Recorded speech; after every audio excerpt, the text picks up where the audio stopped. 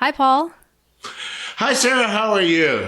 Good. I think this is week two of the Sara Willa Ernst and Paul Goldberg podcast, right? Indeed.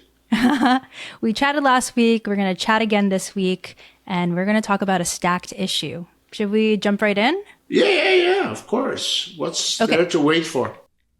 So last week, our cover story was about conversation Paul had with two cancer center directors. We also had a podcast, The Directors, in which he spoke to Mark Burkhardt with the University of Iowa Holden Comprehensive Cancer Center, and also Jeffrey Miller with the University of Minnesota Masonic Cancer Center.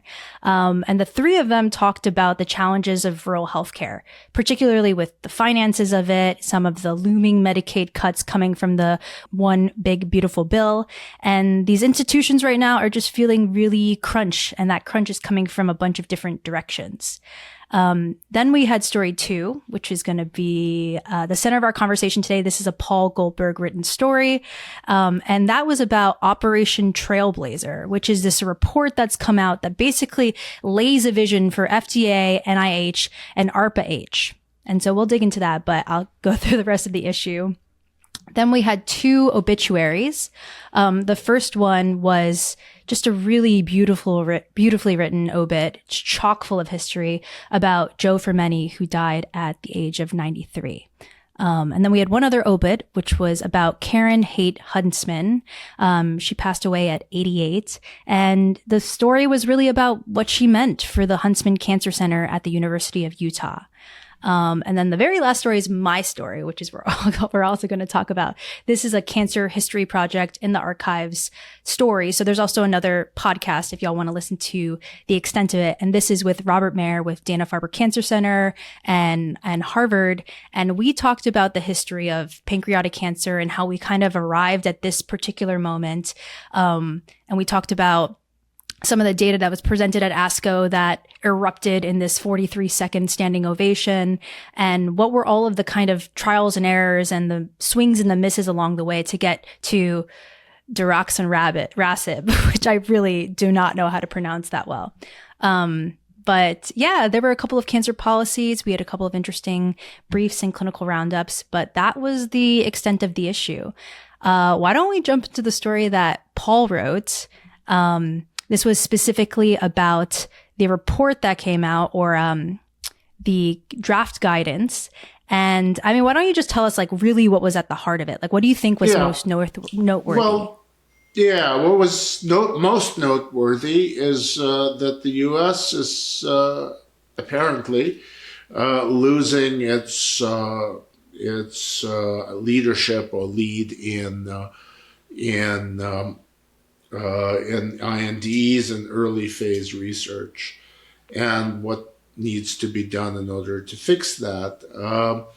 And HHS published kind of a whole series of things and rolled them all out, saying this is how we're going to do it throughout the department. And it's all very interesting to put it all in one place. Most of it seems to be at FDA. Some of it really goes way back, but some doesn't. One of the highlights is a plan for an expedited IND program, which basically uses expertise outside FDA as well to prepare or to help shape the actual INDs that go to FDA. Well, it's here. The proof is going to be depending on, A, we don't know whether it's going to happen. B, there's a problem with FDA right now in that FDA really took a hit in terms of staffing. So this will be, and at the moment there is no permanent FDA commissioner. So that's what I'm hearing from folks as I call them, but it was important to get it all out on paper, even though the story certainly has a large number of caveats. Yeah, Yeah. maybe it will be good. Some of it was more better shaped, better clear. Some of it was more clear. Yeah. Some of the initiatives were more clear than others, but we'll see. So talking to your sources, there's a little bit of this question mark of, okay, you're talking about all of these big changes, but how would you actually practically pull it off? Is that kind of what you're hearing on the ground? Yeah. FDA really right now needs to get its house in order, or as the industry says, needs to right the ship. And this idea of changing clinical trials, that's been discussed since the beginning of the administration, that they're going to do that. Would they do it in a way that's meaningful? Well, that's, I would say that DOGE was a step in the wrong direction. A rudderless FDA for a while there was a step in the wrong direction. So they're going to have to clean this up, and maybe they will. Let's hope they do. And it's also, having leadership that's really deeply destabilizing was really a problem. What are the potential implications of rolling IND, and what are the potential implications of only needing one confirmatory trial? Well, one confirmatory trial, a lot of that has been happening in oncology for a very long time. So you're lucky to have one randomized trial. So it's conversation. Looking at asking people who are involved in drug development, which I did, I didn't see dance. If there was dancing in the streets, I didn't see it. Okay. It was dancing on another street. It might be hard to tell at this point with World Cup and. No, the different streets. Streets. If there were dancing in the streets, we would see dancing in the streets. No. Yeah. There's a lot of kind of like, I don't know, in the streets, that kind of attitude, which is, I showed it to several group chairs, and all of them said, I don't know. Basically. Well, is it because there's just like, is this really going to happen or not? It's more skepticism. It's interesting to see it. It's nice to put it on record. I have no idea what it means, and I'm not unique in this one because I don't think anybody else knows what it means. It's not necessarily a thing that's going to make things better. There has been a lot of discussion at NCI, which I'm more interested in, about improving clinical trials in oncology. But that's separate and different from this. Well, I did want to ask you about NCI. Notably, the report talks about FDA, NIH, ARPA-H, but NCI is not in the report. It was just wondering if... Yeah, it was not part of the rollout. I think we're making a lot out of essentially a political development, which is interesting and worth covering, and we covered it. And now we move on and look and see if there's any implementation, if there's any impact, if that's even traceable to what just happened. Or I'm not even sure what just happened, actually, and I'm closer to it than most people. Yeah. Well, the premise of the report, I'm going to pull out one quote from the top of your story, which is RFK Jr. saying that, we need to restore America's leadership in clinical research, remove unnecessary barriers, and bring more clinical research and investment back to the United States. Kind of saying that we're losing. We're losing on the global stage. Some of it is true. And, also it does not help that the whole enterprise of cancer research right now is in, if not disarray, then at least a kind of mental and spiritual discombobulation. That's another question, and I don't think there will be an HHS rollout there on that one. But it does keep HHS focused on something that's positive. So that's a good thing. That's another comment I got from someone who didn't want to be quoted. We could also talk about my story, which has to do with Bob Mayer. This was a Cancer History Project story. So we're talking about multiple decades of cancer research just kind of packed into one podcast and one story. But yeah, Jacqueline Cobb spoke with Robert Mayer. He is the Faculty Vice President for Academic Affairs at Dana-Farber Cancer Center and the Faculty Associate Dean for Admissions at Harvard Medical School. And I mean, he started practicing medicine in 1969. So we're talking about really like a long span of time. And I mean, from what I can tell, Paul, you can tell me if I'm wrong, he's like a total legend in oncology. He's a mensch. He's a mensch. Yeah, I mean, he talked about in his early career, he was part of something called the NCI supported gastrointestinal tumor study group.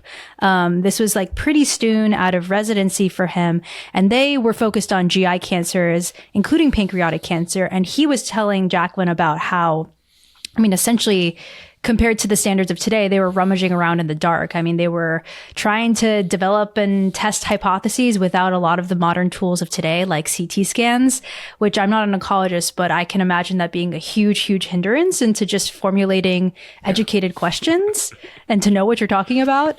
But yeah, pancreatic cancer has come a very long way. They talked about many of the steps. Yeah, it's, the term that Bob doesn't use, but I love, is paleo-oncology. And how do you go that? from, paleo as in... like the Paleolithic era? Right. So it's kind of the... Or like the paleo diet. Never mind. No, not diet. Not that. But they are sort of interconnected in a strange way. But that term of how it was done, and he's seen all of that, and he's seen the evolution, and he trained many, many, many docs who have made change happen. And having him talk about recent advances in pancreatic cancer was really illuminating, and in a way, it's a nice way to look at. What has the United States done with the money that has been spent on cancer research? Well, there you go. Here it is. So it's very real. Look at these curves. It didn't, So, but of course, it's been a long time and a lot of money, but the money was well spent. It could have been done better with more money. Yeah. And that's definitely something that he talks about, which is making the case of that we should continue to study this, and there should be federal funding and other sources of funding to really support this. I think one thing that was really interesting about the podcast was just hearing somebody who has seen the progression throughout the decades talk about this particular moment and talk about how really the perception or his colleagues around him saw pancreatic cancer as a hopeless situation. And that's the way they saw it in the 70s, the 80s, the 90s, even till, pretty recently. It's like not until this moment where there's starting to be a pivot in a different direction where people are starting to feel some hope around this disease. They definitely, I guess I'm not as much into the word hope on this one because the results are still pretty devastating. However, the hope is for future advances in this disease, totally. And it's a privilege to be covering it, and it's one of the reasons it's a great time to be a journalist. So, yeah, and Robert Mayer, at this moment, he's like, there are so many questions that this one discovery spurs. I'm just going to list some of the questions that he has at the top of his mind, but it's, do you give a RAS inhibitor before an operation? Could you shrink the tumor? What happens if you fail or the disease returns? And is this the only RAS inhibitor of its class? He compared it to CML. And he said, there was a first drug that seemed to work, but it didn't really, it wasn't really the best outcome. And from there, future discoveries were made on top of it. In GI oncology, it was really there was a doubling of overall survival that occurred basically one little bit at a time, one clinical trial at a time, until about now where things are getting even better. So it's incremental. And that's how it happens. Yeah. And again, it's a terrific time to be a journalist. What's cool about that Q&A is that you just have to, it kind of speaks for itself. It's worth listening to on the drive. I enjoyed it immensely. Yeah. This is just our shameless plug to get people to listen to the Cancer History Project podcast. Right. And speaking of history, one of the things that I really loved about this issue is just overall theme of standing on the shoulders of giants. And one bit is Joe Fraumeni obit, which is probably, it was written by Stephen Chanick, and it's probably one of the most I read it, and one of the pieces I most enjoyed really in months and years, possibly. Yeah. It was really beautifully written. Yeah, I read it, then I read it again, and then I read it again. It was kind of like, holy mackerel.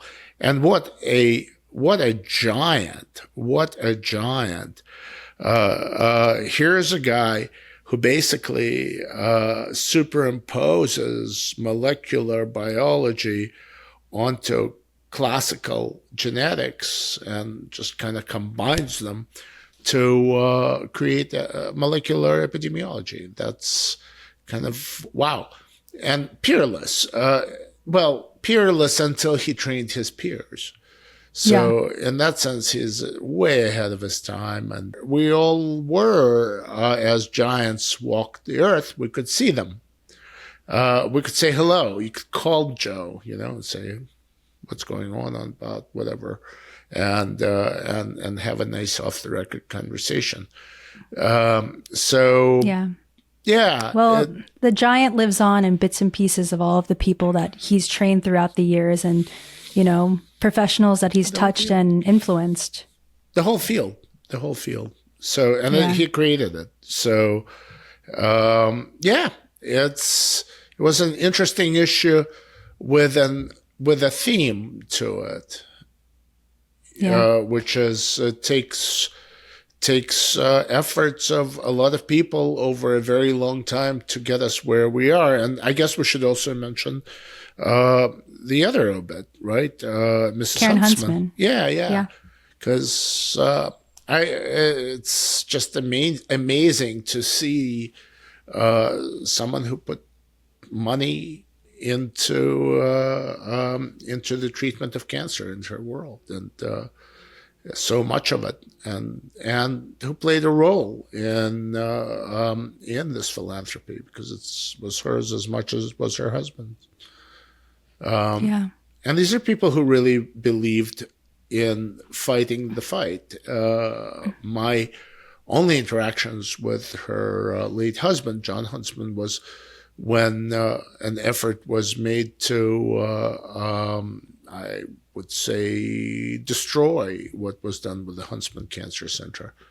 And this was a great story, and that was some years ago. But he basically stopped it. So it's an interesting story. It's worth looking at. But of course, that's not the Karen Huntsman story, other than, because she